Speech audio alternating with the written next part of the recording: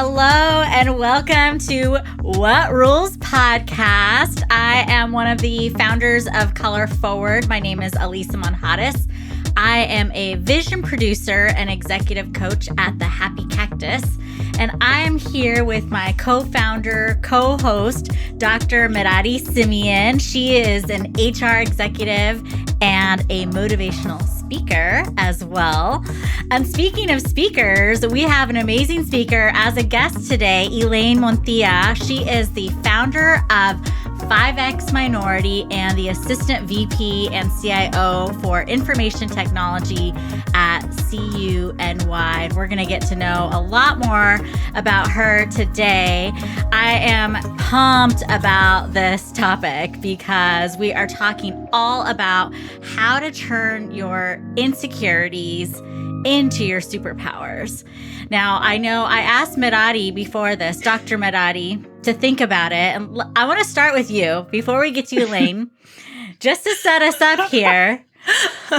When you heard that topic, what did you think? I immediately thought, I don't know how this could be a superpower. And I really had to think, how did I make an insecurity a superpower? So I'm really excited to hear all the other stories. But for me, my biggest insecurity that I probably still struggle with is trusting other people that they will really help me. And to me, that insecurity was born early in my life. It is hard to trust when the people that you love, or let's even say authority figures like teachers or loved ones, hurt you. However, the superpower that came out of it was that I was forced to find value in myself and leverage the resources, I like to call them gifts, that God had already placed in me. So for me, the superpower allowed me to take action in the midst of fear because I didn't want to wait for someone to rescue me. I didn't want to trust other people. So even though some days I failed miserably, other days I breathed victory, but each day I pushed my talents to the next level. And now when I look back, that insecurity that others are not going to come for me really exploded my talent to push them every day to a different level, to be where I am today, to be honest, because I just didn't wait. I didn't know this. Okay, I'm going to find it. I don't have that. I'm going to create it. I did not wait for others to rescue me, I guess. It's really what I'm trying to say. Wow, that's powerful. Elaine, I want to let you know that there are no rules. You can jump in anytime. You don't have to wait to be called on because we can do whatever we want here. I am patiently waiting. Let me see when I can jump in. No rules. Jump in anytime. Yeah, you said something that's really interesting, Merary, and I never thought about it that way. I think that what you're calling your superpower is actually your ability to be independent and not rely on other people and be okay with that. For me personally, I had so many insecurities because I was born and raised in the Dominican Republic. And when I came to the US, I did not speak a word of English. And when I started to learn English, I had a very heavy accent. And so being a shy Latina, and we were raised to be quiet and to not raise our voices and not to speak up. It was a big struggle for me to change that into becoming the superpower that it is today. I love that you have just really leveraged this as part of what differentiates you and makes you unique, and you really own it. I'm curious for you, at what point did you feel like, okay, I'm going to own this and really make it my superpower? I came here, I learned English. I was told, you have an accent. And I struggled because people would stare at my lips to understand what I was saying. And that would get me so, not sad, but afraid and scared of making sure that I'm saying the right words. And what happened to me is that I flew back to the Dominican Republic and I went to the store to buy something. And the guy at the store said, you have an accent. You're not from here. And at that moment, I was like, are you kidding me? I have an accent here. I have an accent there. Why am I allowing other people to decide how I'm going to feel about myself. And I think that was the moment where I was like, you know what, screw this. I have an accent. It doesn't matter what type of accent. I love it because it's mine. It makes me a unique individual. And I have a lot of gifts that I'm ready to give. So I changed it into an obstacle, and it became a gift that I had because it allowed me to communicate with different people, listen to different types of music. And we were talking about that earlier. And also because I work in tech, which is another superpower of mine, I'm able to think in different ways because our consumers are different. And so I'm able to think about the Spanish portion of the popularity and also the ones that live here in the US. I love that. And I can tell you, for me, the accent was the huge reason, probably one of the biggest reason why I didn't start doing public speaking sooner. Because every time that I would get nervous, my accent would come out. And I still, to this day, there are some words like I'm going shopping, right? Instead of shopping, right? So I would be saying something on stage and my accent would come out and people would laugh. And I would get so nervous that it was like I start stumbling. And it wasn't until I heard a similar story or a story that they were like, but that's you. Why are you letting other people stop you from using your voice? And I was like, wow, okay. And now when people laugh, I'm like, yes, that means they're paying attention. That means they're listening. If they get my accent and they laugh, that means they're paying attention. So I started viewing it in a different way. And you said it beautifully, Elaine. I saw it as a gift. Right? Because people now have to pay more attention so that they can know what I'm saying. Yeah. And, I went through that also when I started to do public speaking because I was so conscious of the words I was saying. And I wasn't worried about my accent when I was speaking. I was worried about forgetting things. I was worried about people judging me. I was worried about not knowing what I was talking about. And so I don't know if you ever heard of this group. It's called Toastmasters. And I think they're all over the world. I joined Toastmasters. And what I learned was to use humor as a way of getting rid of the anxiety that I had. And so when people will say something because I mispronounce a word, I would just laugh at myself and I would make a joke. And I think that was the key for me to knowing that I'm not going to let people make me feel less than, because now I'm going to make fun of myself so that you don't have the opportunity to make fun of me. No, I love that. It's funny because my daughter, she doesn't speak Spanish, but she has like my accent. So she'll say the same words with the accent. I'm just looking at her cracking up and I'm like, I love what I'm passing down to her.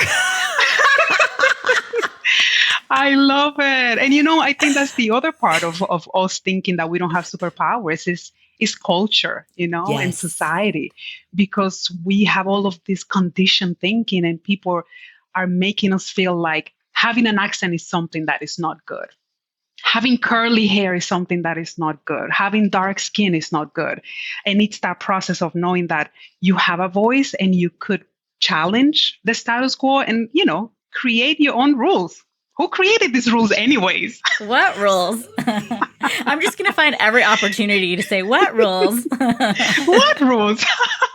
Exactly. When I was thinking about, for me, what insecurities I had for my superpower, I thought about when I first became an executive coach and I was 30 years old. I had never been an executive. And I was like, well, how am I going to go find clients if I worked at an advertising agency? I don't know. And one of my professors was like, do you realize that you're a young Latina and your competition right now, this is a while ago, your competition is white males from the military, because that was predominantly a lot of the executive coaches coming in.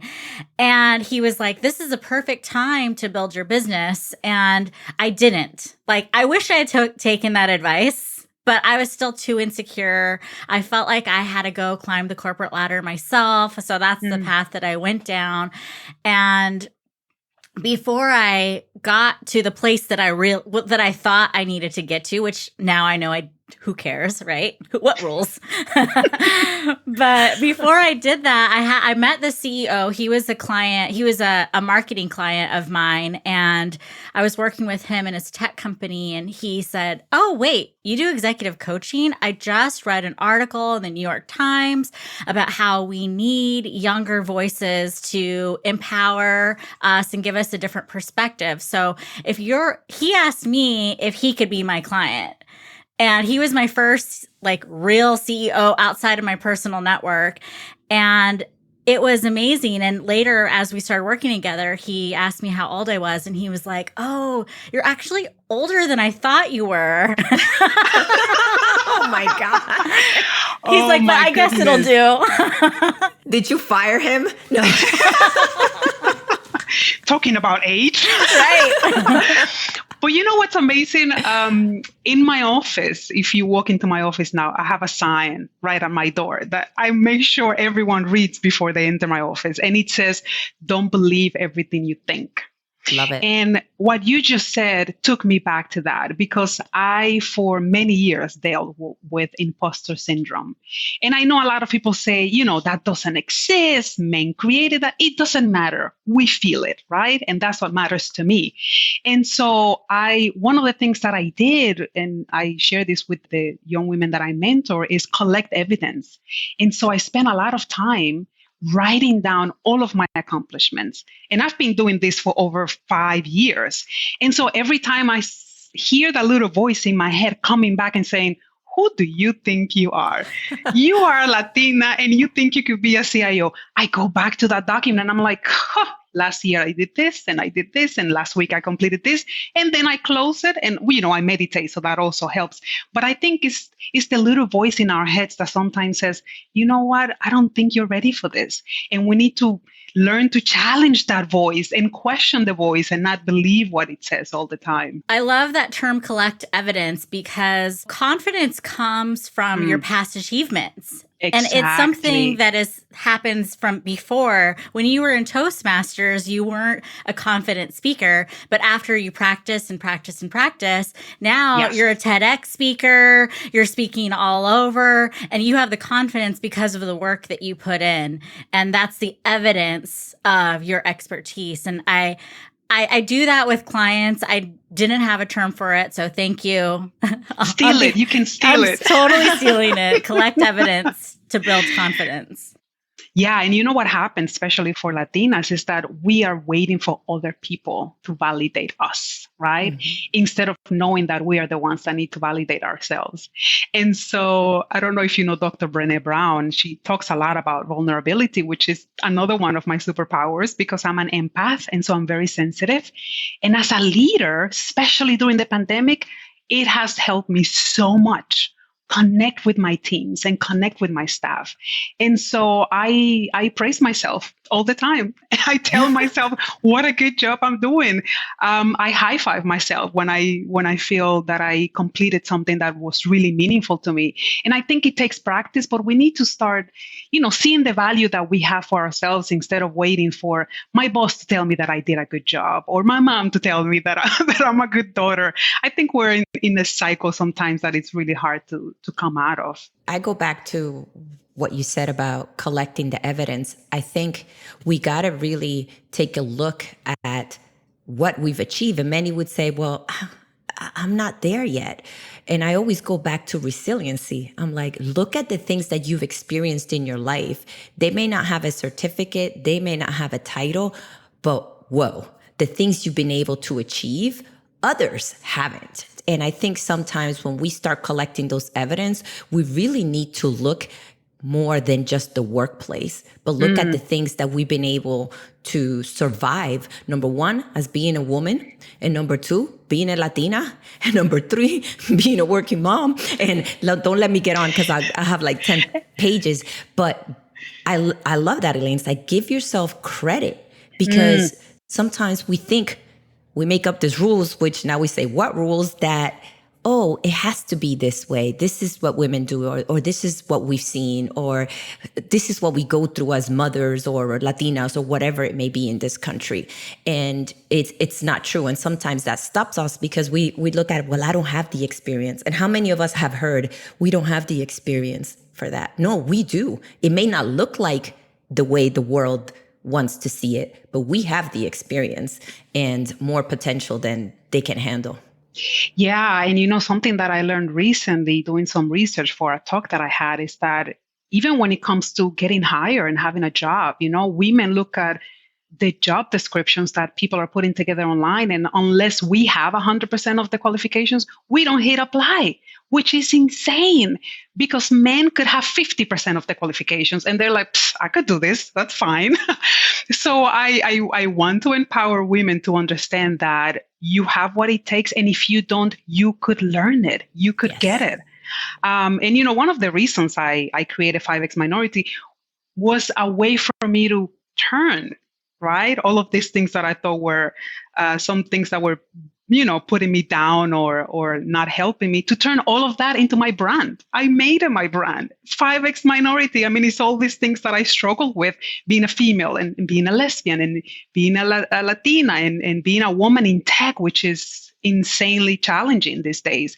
And so that's what I'm hoping that your audience can get, that piece of advice from me, that it is up to you and you could turn it around if you wanted to.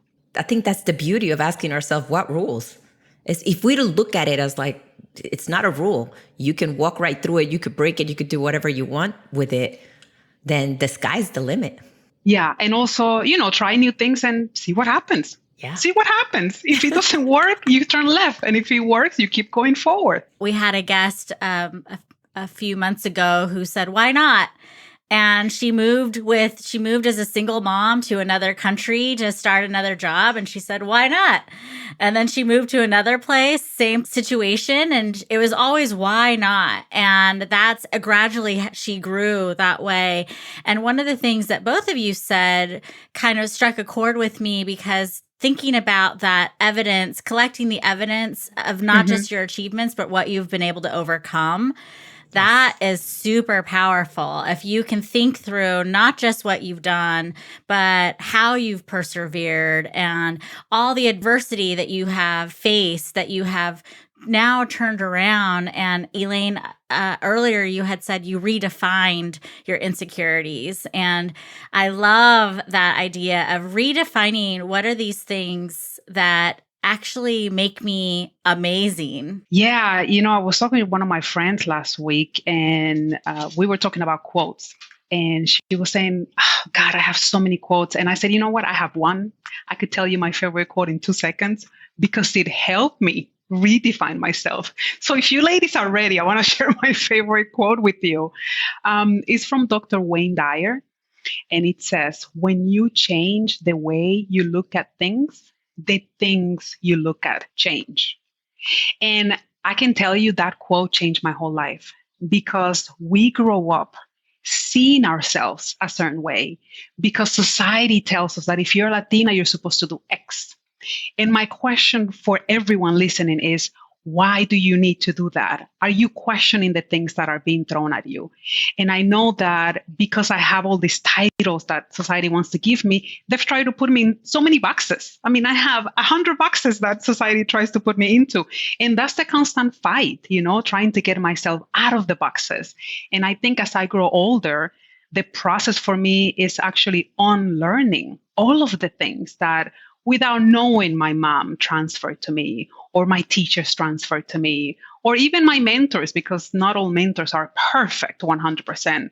And so we all carry those insecurities with us that, it takes time. It's a process. It's not something that happens overnight. We talked about your process, but when you're like in the depths of despair and, we all get to this negative self-talk where, you can be this empowering speaker even, and Merary knows this, we've talked about this, you're out there motivating everyone, and then you have those moments when you're all alone and some of those thoughts creep back in and the things that you think you're about, you're like, why do I have to learn this again? How do you get yourself out of those slumps? Yes, that's a good question. For me, the biggest help was therapy. I actually had a therapist that worked with me for a few months. And she's the one that helped me start collecting evidence because I was not able to believe all of the accomplishments that I've had. And she started to make me write them down. And so I thank her for helping me with that. But, the other thing that I do is question my thoughts constantly. And I think my spiritual practice is what has helped me with that. I meditate every day. And so during my meditation, I try to make space for nothing, because during the day, we're so busy going from one thought to the next, to the next, to the next. And we don't give our brain any time to relax or breathe. And so I like sitting in silence. And the other thing that I do is I usually ask myself, what is this here to teach me? I've had a lot of very tough moments. I've made mistakes because I am very imperfect, which is something that I wish more leaders would admit to in public. We're very imperfect. And so I am always looking for the lesson. I am always saying, okay, well, this happened and I messed this up.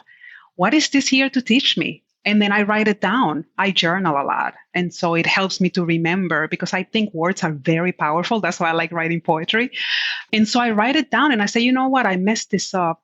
And now I can see why I forgot to do this last week, or I missed this deadline because, I was distracted. And so I think being humble helps with that a lot, and understanding that we are not perfect, and also seeing beauty in our imperfections, which sometimes is really hard, But I'm a human being, and I love every part of it, and that includes the parts that are good in quotations and the parts that are bad in quotations. Because I don't know who created good and bad, but anyways. What rules?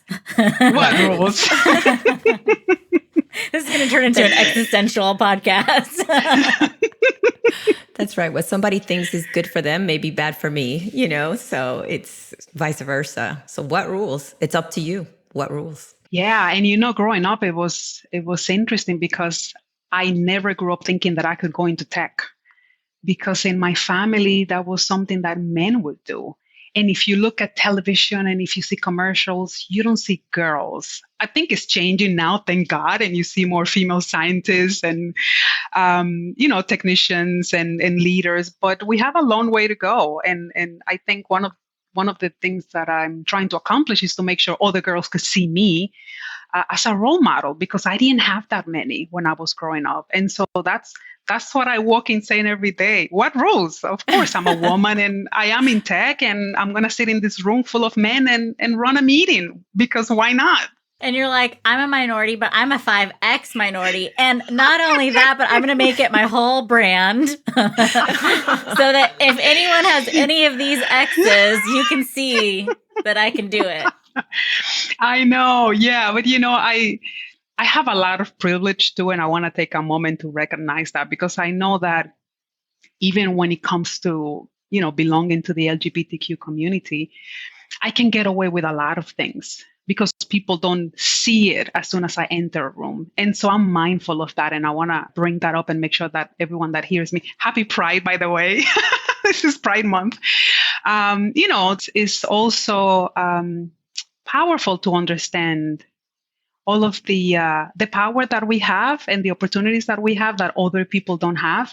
And so I know that it's easy for me to sit here and say a lot of the things that I'm saying, but I know that there is a big struggle out there for a lot of other Latinas who have an accent that's way stronger than mine and don't find a way out. And I want to thank you for this program, because you're helping a lot of us get through some of those situations. That's awesome. I'm so thankful that we can have amazing women like yourself come, and I'm repeating myself, but I think it's worth repeating that you've made a choice to become visible throughout your insecurities, and you have made a decision to be a role model. You didn't have to. You could easily be a CIO in your little corner, not sharing with anyone. And so I would really encourage our listeners to not stay in your corner and not stay hidden, because you have no idea what impacts you make just by showing up. And showing up as all of you is very powerful and transformational. So I want to acknowledge you, Elaine, for showing up in all your areas, and for being here on this podcast, and through your art, through your poetry, which I know we're going to get to in a little bit. Thank you so much, Alisa. I wanted to share something quickly, Yes, if I please. can. I did my TEDx talk, and it was an amazing process, and I was really scared, and I didn't know what was going to happen. But I want to tell you that when I finished that talk, I got so many emails and messages from women who were telling me, I can't believe you went through the same things that I went through. Thank you so much for saying out loud what we are going through working in tech. And I think that was the fuel that confirmed that I needed to continue my work with 5X Minority. Because sometimes I've told myself, you're a CIO already. You could just sit down and relax. But I realized that they need me, the future generations need me. And so I can't sit down anymore. I have a responsibility now to give back and demonstrate that if I did it, not speaking English, being Latina and being gay, of course they can do it. And I want them to see that so that they can continue to fight and move forward. It all goes back to everything that we continue to talk about, right? Is we all have talents, we all have gifts, and we need to share them with people so that they know that they can bring those gifts they have inside them to life and be successful. And do not let the rules that the world puts around you or the thoughts that you think rule your everyday actions. Because if you do that, then you're putting rules. Yeah, something else that helped me a lot. I have this book from Don Miguel Ruiz. It's called The Four Agreements. It's one of my favorite books. And one of the agreements that he shares is don't make assumptions. And I realized that I was making so many assumptions about the things that other people were thinking about me or saying about me that were not true. And that was holding me back.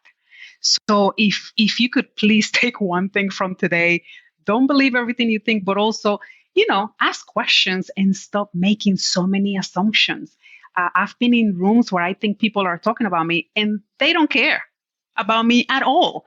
And so I think that sometimes can hold us back, just wondering and thinking that other people are so interested in the things we're doing when they're really interested in themselves. Dr. Marissa Franco came on our podcast, and she talked about a Cornell study that says that people like you more than you know.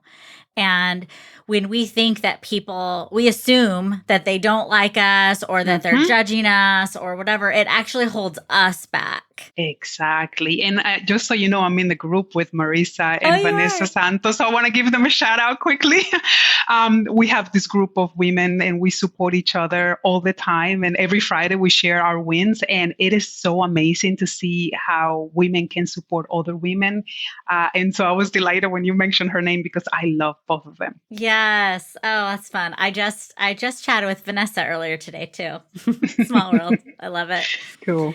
I would love to have you end us off today with your poem. Before that, I'm going to offer an exercise for our listeners that now I'm going to call the collecting evidence exercise, previously known as the spider exercise, but collecting evidence sounds way better than spider.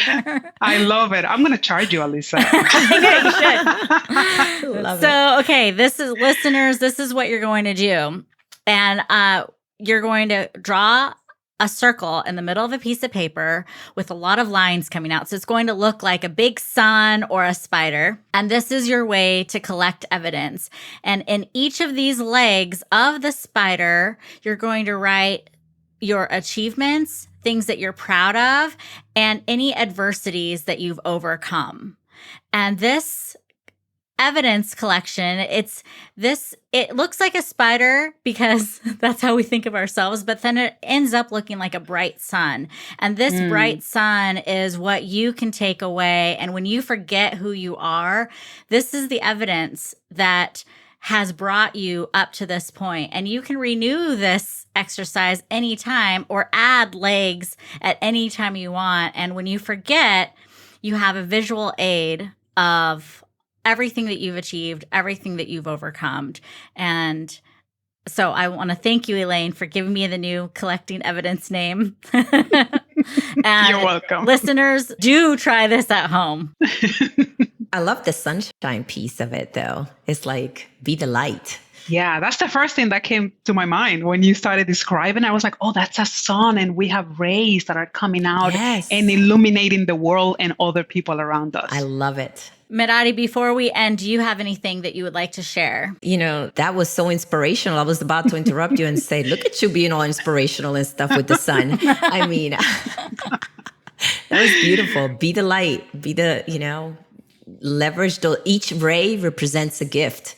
It might have been a difficult time that you overcame, but the gift is that you overcame that. And take every single one of those experiences as just a blessing that made you stronger each day. So exercise those gifts and arise and shine, like I like to say. Hey, Elaine, before you recite your poem, can you tell us what inspired you at that time in your life? Yeah. So one of the things that I share a lot is that, growing up, I often thought that I was to be good at one thing only. And then I realized that there are so many things we could do. We don't have to just stick with one. And I was really shy about sharing the things that I would write until I decided to make it a superpower. And so I think I was on vacation and I was coming back and I was listening to someone talk about their hair, the curls, the natural curls. And I was so impressed about the feedback that came on Facebook to this person saying, "Are you kidding me? Your curls are so beautiful." And I remember myself worrying about my hair and, is it going to rain outside? I need to cover it. It's going to look ugly because of another assumption, thinking that straight hair is the most beautiful hair out there, when that is not true. And so I decided to take my cell phone and just start writing things that came out of my mind. And I was like, you know what? This could be a poem. Let me keep writing and share it with everyone. And that's where it came from. All right, go ahead. Thank you. My superpowers. Sí, soy diferente. My words do sound different, and that is my superpower. Mis palabras son mías, and I own every part of my accent. I'm not walking around feeling less than. My accent is my asset. It elevates my wisdom. It helps me express ideas in a unique way. So tell me why. Why do you feel less than? Why the shame? Why the discomfort? Why do you make yourself smaller? Never again let someone decide your worth. Know that your accent, the color of your skin, your sexual preference, your fears, your insecurities, they are all your superpowers. And you are even more beautiful because of it and despite it.